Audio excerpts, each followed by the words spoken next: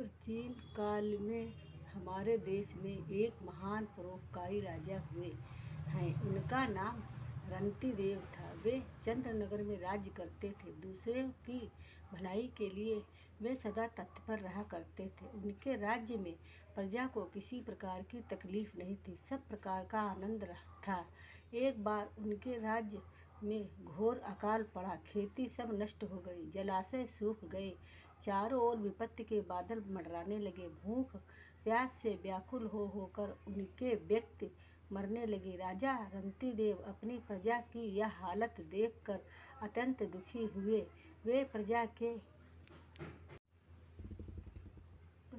दुख दूर करने का उपाय खोजने लगे।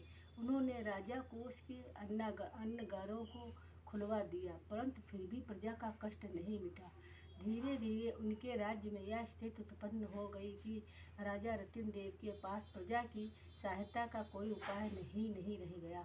उन्होंने अपनी रानी तथा अपनी संतान के साथ राजभवन छोड़ दिया और वे वन में तपस्या करने चल दिए। वन में जाकर उन्होंने घोर तपस्या की।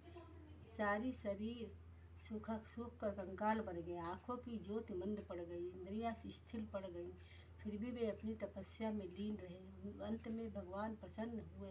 वे राजा रतिनदेव के उग्र ताप से प्रकट हुए और बोले, मांगो राजन, क्या चाहते हो। राजा रतिनदेव ने भगवान को सन्मुख देखकर स्तुति की। फिर हाथ जोड़कर कहा, प्रभु केवल यही वर दो कि मेरी प्रजा सुखी रहे, उसे किसी प्रकार का कष्ट न हो।